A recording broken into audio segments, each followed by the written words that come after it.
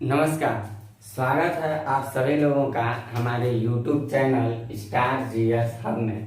हम लोग अपने इस चैनल के माध्यम से आज किसी विषय पे बातचीत नहीं करने वाले हैं, बल्कि भारत की एक प्रतिष्ठित संस्थान द्वारा यूपीएससी द्वारा कराए जाने वाले एग्जाम के पैटर्न को समझने वाले हैं और ये देखेंगे कि यूपीएससी जो एग्जाम कराती है वो कितने फेज में कराती है और क्या है उसका सिलेबस निर्धारित किया गया, उसके बारे में हम लोग देखते हैं। तो जो यूपीएससी है ये UPSC union public service commission UPSC ये जो एग्जाम कराती है ये जनरली 3 फेज में करके कराती है। तो इसके तीनों फेजेस को हम लोग जरा देखते हैं कौन कौन से फेज इसके हैं। पहला जो एग्जाम कराती है उसको हम लोग बोलते हैं प्रीलिम्स का एग्जाम बोला जाता है। दूसरा जो कराती है उसको हम लोग बोलते हैं मेंस और तीसरा जो कराती है उसको हम लोग बोलते हैं इंटरव्यू। यानी कि एक कराती है प्रीलिम्स, एक कराती है मेंस, एक कराती है इंटरव्यू। इस प्रीलिम्स को हम लोग एक भाषा में, इसको हिंदी में हम लोग कहते हैं प्रारंभिक परीक्षा, इसको कहते हैं प्रारंभिक, इसको बोलते हैं प्रारंभिक परीक्षा। जो मेंस है इसको हम लोग बोलते हैं मुख्य परीक्षा और जो इंटरव्यू है इसको हम लोग बोलते हैं साक्षात्कार। ठीक, इन 3 फेज में करके कराते हैं। मान लीजिए अगर आप भारत के नागरिक हैं, भारत के आप क्या हैं, भारत के नागरिक हैं, ठीक, आप 21 वर्ष की उम्र पूरा कर चुके हैं। कितना? 21 वर्ष की आयु पूरा कर चुके हैं, ठीक। पागल नहीं है, दिवालिया नहीं है, कोई अपराधी नहीं है, आतंकवादी नहीं, ऐसी कोई बात नहीं है आपके अंदर। और तीसरी बात आपको क्या है, आप किसी भी विभाग में स्नातक की डिग्री ले चुके हो, स्नातक यानी कि ग्रेजुएशन, स्नातक की डिग्री आपके पास हो, ठीक। इस स्नातक की डिग्री में परसेंटेज का कोई वैल्यू नहीं है, केवल आप पास हो, मतलब आप मात्र 33% नंबर भी पाए हो ग्रेजुएशन में तो भी कोई बात नहीं है। अगर आप इस फंडा को फॉलो कर रहे हैं तो आप यूपीएससी जैसे एग्जाम के लिए एलिजिबल हैं, ठीक। अब हम बताते हैं, इतनी भारत के नागरिक 21 वर्ष की आयु आप कर चुके हैं, स्नातक की डिग्री ले चुके हैं और इस स्नातक की डिग्री में केवल आप पास हो गए हो, 33% नंबर ला दिए हो, तो आप यूपीएससी के फॉर्म भरने के लायक हो जाएंगे। जैसे आप यूपीएससी के फॉर्म को फिलअप करते हैं तो यूपीएससी के फॉर्म भरेंगे तो कुछ दिन बाद यूपीएससी आपसे एग्जाम कराने के लिए बुलाएगा और जो एग्जाम वो कराता है पहले चरण में, उस एग्जाम को हम लोग कहते हैं प्रीलिम्स या प्रारंभिक परीक्षा, ठीक। दूसरा जो इसको क्रैक करेंगे आप तो कुछ दिन के बाद 3 महीने 2.5 महीने का समय देता है, उसके बाद आपसे कराएगा आपका मेंस का एग्जाम जिसको हम लोग कहते हैं मुख्य परीक्षा, और इसके 1.5-2 महीने बाद आपसे कराएगा साक्षात्कार इंटरव्यू के बाद फाइनल कटऑफ निकालता है। अगर आप उस कटऑफ के अंतर्गत आते हैं तो आपका चयन कर लिया जाता है इस यूपीएससी संस्था के द्वारा, यानी आप भारत के एक प्रतिष्ठित अधिकारी पद पे पीठासीन अधिकारी के रूप में कार्यरत हो जाते हैं। हम लोग देखते हैं कि जो ये एग्जाम कराती है इसके लिए क्या निर्धारित की है सिलेबस, क्या क्या हम लोगों को पढ़ना पड़ेगा, क्या क्या वो पूछती है, कितना पूछती है, क्या उस पे मार्क देती है, कैसे निकलता है, सब सारी बातें जानेंगे। आज की क्लास में हम लोगों की जो चलेगी बात है वो केवल प्रीलिम्स से रिलेटेड होगी। मेंस के लिए हम एक अलग से वीडियो लेके आएंगे, इतनी बात को आप ध्यान रखिएगा। जो प्रीलिम्स का एग्जामिनेशन होता है, ये प्रीलिम्स एग्जामिनेशन को 2 फेज में करके कराया जाता है। एक फेज को हम लोग कहते हैं जीएस पेपर 1 पहला फेज होता है और दूसरा जो फेज होता है इसको हम लोग कहते हैं जीएस पेपर 2। एक हुआ जीएस पेपर 1 और दूसरा क्या हुआ जीएस पेपर 2। इतनी बात को आप समझ पा रहे हैं, यानी कि 2 जीएस के पेपर आपसे कराए जाएंगे। ये जीएस पेपर 1 जो होता है ये मॉर्निंग पीरियड में होता है, सुबह में होगा पहली पाली में, और ये दूसरी पाली में आफ्टरनून टाइम में कराया जाता है। ठीक, हम आपको इस जीएस पेपर फर्स्ट में क्या क्या है इसकी भूमिका इसको बताते हैं, और सेकंड में क्या क्या है भूमिका इसको बताते हैं। जनरली इसको बच्चे बोलचाल की भाषा में कहते हैं जीएस का पेपर, जीएस का पेपर, जीएस का पेपर बोलते हैं। और जनरली और इसको जिस चर्चित नाम से हम लोग जानते हैं उस नाम को कहा जाता है सी सेट, यानी कि सिविल सर्विसेज एप्टीट्यूड टेस्ट के नाम से जाना जाता है। जीएस पेपर 2 सी सेट यानी कि सिविल सर्विसेज एप्टीट्यूड टेस्ट के नाम से जाना जाता है। तो हमारी जो आज की बातचीत चलेगी वो बातचीत केवल किस पे चलेगी आपको मैं बता देता हूं। हम केवल आपको प्रीलिम्स के जीएस पार्ट 1 की सिलेबस को बताऊंगा और जीएस पार्ट 2 की सिलेबस को बताऊंगा। मेंस की सिलेबस हम अगली वीडियो में बताऊंगा, इतनी बात आप याद रखिएगा। तो मैं पहले बताने चल रहा हूं आपको जीएस पेपर 1 के बारे में। जीएस पेपर 1 के बारे में मैं आपसे चल रहा हूं बातचीत करने। तो सबसे पहली बात इसमें हम लोगों को ये जानना है कि जीएस पेपर 1 में जो आयोग हम लोगों से पूछता है इसमें सवालों की संख्या कितना रखता है वो, तो याद रखिएगा हम लोगों से 100 सवाल पूछता है, 100 सवालों की संख्या देता है, 100 सवाल हम लोगों से पूछता है। ये 100 सवाल जो होते हैं इसमें प्रत्येक सवाल जो होता है सवाल के लिए 2 अंक निर्धारित किया रहता है।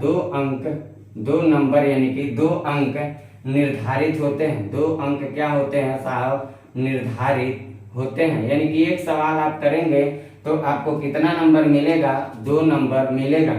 तीसरी बात इसमें हम लोगों को ये जानना है कि ये जो होता है, अगर मान लीजिए 100 सवाल पूछा, एक सवाल 2 नंबर का है तो 100 गुणे 2 कर देंगे तो कितना आएगा, 200 आएगा। यानी कि 200 नंबर का क्या हो गया इसका पूर्णांक, यानी कुल कितने नंबर का ये पेपर होता है, तो आप कहेंगे 200 नंबर का होता है। ठीक, ये जो पेपर कराता है इसके लिए हम लोगों को आयोग कितना समय देता है, तो समय जो देता है वो 2 घंटा का देता है। समय 2 घंटा का देता है। 2 घंटा में हमें सारे सवाल का जवाब उसको देना होता है। कितने सवाल का जवाब दे पा रहे हैं, कितने सवाल का जवाब नहीं दे पा रहे हैं, ये आपके पढ़ने के ऊपर सारा तय होगा। इसके बाद हम लोग देखते हैं ये जो जीएस पेपर 1 होता है जिसमें 100 सवाल पूछ रहा है 200 नंबर का, इस पेपर में ये विद निगेटिव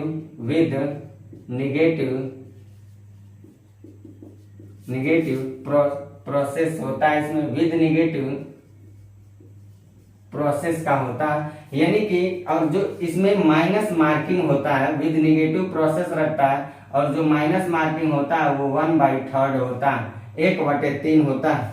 1/3 का मतलब ये हुआ कि मान लीजिए आप 4 सवाल किए, टोटल 4 सवाल, जिसमें से 3 सवाल आपने गलत कर दिया और 1 सवाल को आपने सही किया, तो 3 सवाल के गलती के एवज में आपका 1 सवाल जो होगा ये भी गलत मान लिया जाएगा। यही होता है 1/3 माइनस का मतलब। इसलिए बड़ी ही शातिरता के साथ और बड़ी ही शालीनता के साथ इसके क्वेश्चंस को सॉल्व किया जाता है। कोई भी चीज आप ऐसे हवाई में कर देंगे तो माइनस मार्किंग की वजह से आपका नंबर और कम हो जाएगा। ठीक, अब तो हम इतना तो आपको बता दें कि कितना सवाल पूछता है, कितने नंबर का होता है, एक सवाल कई नंबर का होता है, कितना समय देता है, माइनस होता है कि नहीं होता है, ये तो सब जान गए। अब मैं आपको बता रहा हूँ कि क्या क्या पूछता है, क्या क्या आता है इसमें, क्या क्या आता है। तो देखते हैं क्या क्या इसमें आता है। तो इसमें जो पूछता है आयोग हम लोगों से, वो पूछता है history, geography, polity, economy, general science, science and technology,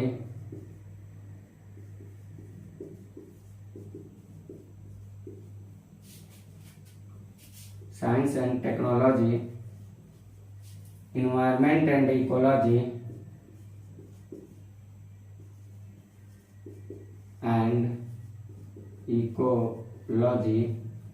environment and ecology, history, geography, polity, economy, general science, science and technology, environment and ecology.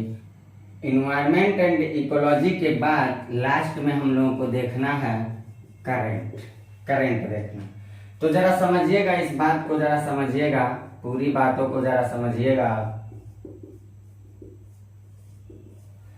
जो जीएस पेपर फर्स्ट होता है, इसमें 100 सवाल पूछे जा रहे हैं, 2 नंबर का सवाल होता है, 200 नंबर का होता है, 2 घंटे होते हैं, माइनस मार्किंग रखा जाता है। और विषय आप लोगों से history, geography, polity, economy, general science, science and technology, environment, ecology और करंट। ये करंट याद रखिएगा, मैं सारी विषय को आपको पहले बता रहा हूँ। जो हिस्ट्री है, इस हिस्ट्री में स्पेशल आप मॉडर्न हिस्ट्री को टारगेट करिएगा।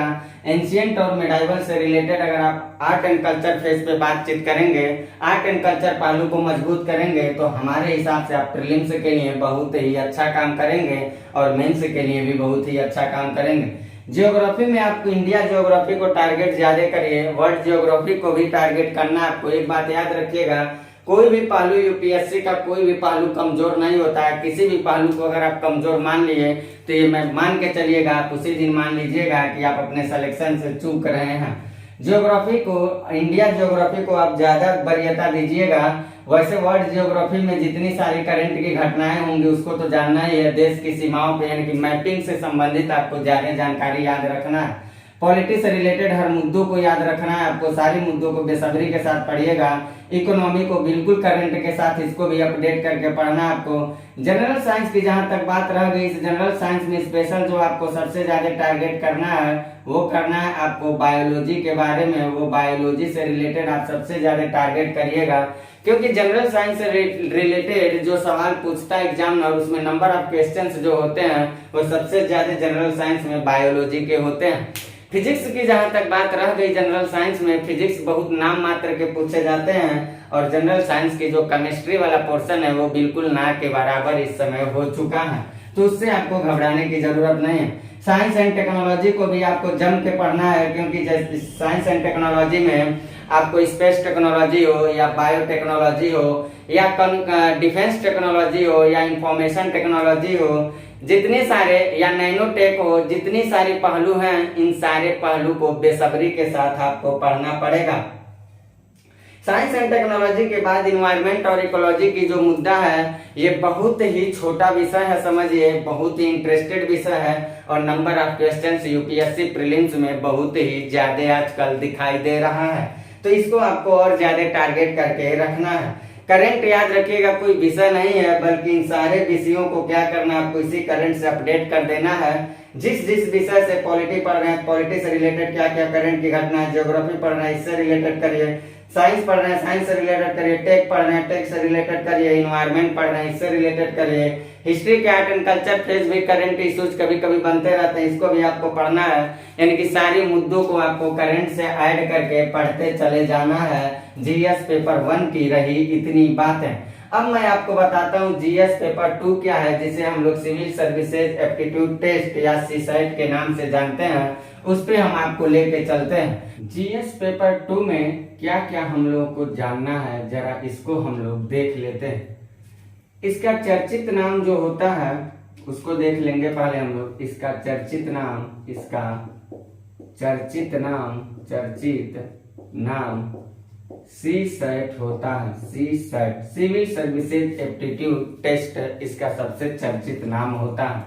दूसरी बात इसमें जाना जाए तो इसमें सवालों की संख्या कितनी होती है, इसको जानने से पहले हम लोग कुछ इसकी बातों को जानते हैं। सीसैट प्रणाली जो है यूपीएससी ने इसको अस्तित्व में लाया, कब लेके आया है तो 2011, याद रखिएगा 2011 में यह पेपर अस्तित्व में आया, यानी 2011 से ये पेपर होना शुरू हो रहा है। इस बात को आप याद रखिएगा, 2011 से यह पेपर शुरू कराया गया। जब ये पेपर होता था तो इसका सिलेबस कुछ और था, हम आज के सिलेबस को बताएंगे, लेकिन ये जरूर बताऊंगा कि 2011 के बाद जब ये पेपर होना शुरू हुआ तो इसके नंबर को, जो सीसैट का नंबर था, वो जीएस पेपर 1 के नंबर के साथ ऐड किया जाता था और दोनों को ऐड करके मेरिट बनाया जाता था। लेकिन आज के डेट में ऐसा नहीं होता है। कब से नहीं होता है तो इसको जरा हम लोग देख लेते हैं। हिंदी मीडियम के जो बच्चे थे उन लोगों का मानना था कि इंग्लिश सी सेट में पूछे जाते थे और सी सेट में मैथ जैसे प्रश्न पूछे जाते थे, तो हिंदी मीडियम के बच्चे बहुत ही समस्या में आ जाते थे। और जीएस पेपर 2 को लेकर के जो इंग्लिश मीडियम के बच्चे थे लोग, ऐसा हिंदी मीडियम के बच्चों का कहना था, वो जीएस पेपर 1 में भी इसके नंबर को ऐड कर लेते थे और अपने कटऑफ को आगे करके लेके चले जाते थे। इसलिए आयोग ने 2015 में क्या किया, 2015 में सीसेट को क्या किया, इसे क्वालिफाइंग नेचर का बना दिया, क्वालिफाइंग नेचर का बना दिया। क्वालिफाइंग नेचर का मतलब ये होता है कि ये पेपर अब हम लोग देंगे तो इसमें मात्र हम लोगों को क्वालिफाइंग करना रहेगा, यानी कि इसमें जितने सवाल पूछेंगे उस सवाल का 33% ही मात्र करना रहेगा सही। उससे ज्यादा भी आप करते हैं तो उसका कोई मतलब नहीं, तब भी आप पास माने जाएंगे और उससे 33 आपको मिनिमम करना ही करना होगा। तो इसको देखते हैं हम लोग, इसमें सवालों की संख्या कितनी आती है। तो इसमें सवालों की जो संख्या होती है, सवालों की संख्या जो होती है, यानी प्रश्न कितने पूछे जाते हैं सीसेट में, तो कहिएगा 80 प्रश्न पूछे जाते हैं। और जो 80 प्रश्न पूछे जाते हैं ये कितने नंबर के होते हैं, तो जैसे वहां हम लोगों ने देखा ऐसे यहाँ देख लेते हैं, कहेंगे कि ये कितने नंबर का होता है। पूर्णांक अगर इसकी बात करें, इसका मैक्सिमम नंबर कितना होता है, तो ये टोटल 200 नंबर का पेपर कराया जाता है, 200 नंबर का पेपर कराया जाता है। एक बात यहाँ ये हम लोगों को याद रखना है कि ये जो पेपर होता है ये अभी अभी हमने बताया क्वालिफाइंग नेचर का हो गया है। क्वालिफाइंग नेचर का मतलब ये होता है कि इस पेपर में केवल 33% नंबर लाना आवश्यक है। 33% नंबर लाना आवश्यक होता है। मात्र आपको 33% आवश्यक होता है, मात्र आपको 33% इसमें नंबर लाना पड़ेगा। मान लीजिए 80 क्वेश्चंस है, तो 80 क्वेश्चंस का आप 33% करेंगे, तो 80 क्वेश्चंस का 33% यानी कि आपको टोटल 27 क्वेश्चंस सही करने पड़ेंगे। और अगर 200 नंबर की हम बात करें तो 200 नंबर में आपको मान 66 नंबर पाना होगा। तो आप 80 क्वेश्चंस में अगर 27 क्वेश्चंस तक सही कर देते हैं तो आपको पास मान लिया जाता है।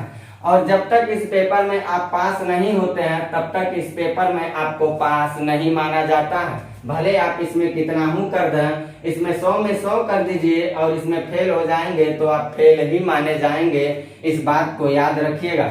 इसलिए हिंदी मीडियम के जो बच्चे होते हैं, सीसेट जैसी समस्याएं उनके जीवन का एक अभिन्न अंग बन चुकी है। लड़का जीएस में महारत तो प्राप्त करके बैठा रहता है, लेकिन सीसेट में फेल हो करके वो जीएस की गुणवत्ता को दिखाने में असफल हो जाता है। यही कारण है कि वो मेंस जैसे एग्जाम से वंचित कर दिया जाता है।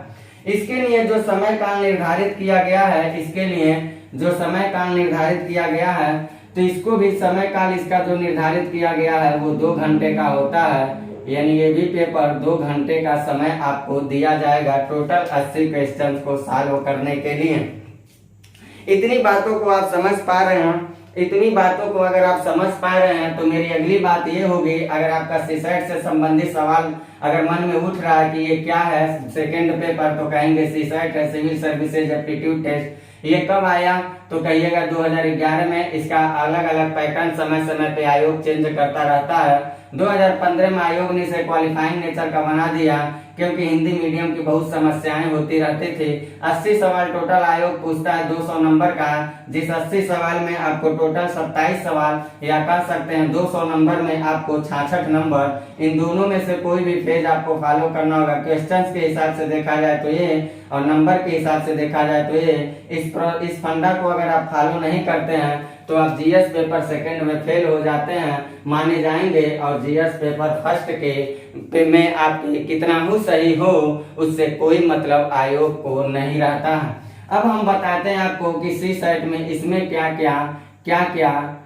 क्या पढ़ना पड़ेगा। तो जरा देखा जाएगा क्या क्या आता है। जैसे वहां हम लोगों ने देखा है क्या क्या आता है, वैसे यहाँ देख लेते हैं। तो यहाँ 3 विषय पे आपको मुख्य रूप से फोकस करना पड़ेगा। अगर 3 विषय पे आप मुख्य रूप से फोकस कर लेते हैं तो समझ जाइए कि आप सीसेट जैसे एग्जाम के क्वालिफाइंग नेचर रखने वाले एग्जाम को आप आसानी से क्रैक कर सकते हैं। और ये कोई बहुत समस्या नहीं है, बावजूद इसके फेल होने वाले बच्चों लोगों की संख्याएं इसमें ज्यादा से ज्यादा बढ़ता चली जा रही है, ऐसा आयोग का ही अपने रिपोर्ट में कहना होता है। तो हम लोग देखते हैं इसमें क्या क्या हम लोगों को पढ़ना होगा। तो इसमें हम लोगों को मैथ पढ़ना रहता है। मैथ आप लोगों को जबरदस्त रखना पड़ेगा। मैथ कोई बहुत जबरदस्त बहुत हार्ड लेवल का नहीं होता है, सरल ही होता है, लेकिन मैथ को आपको पढ़ना पड़ेगा। दूसरे नंबर पे देखा जाए तो इसमें रीजनिंग को पढ़ना रहता है। जो रीजनिंग वाला फेज है, इस रीजनिंग से कई तरह के सवाल यूपीएससी समय समय पे पूछती रहती है। तो रीजनिंग जैसे मुद्दे को हम लोगों को पढ़ना रहेगा। तो रीजनिंग हुआ,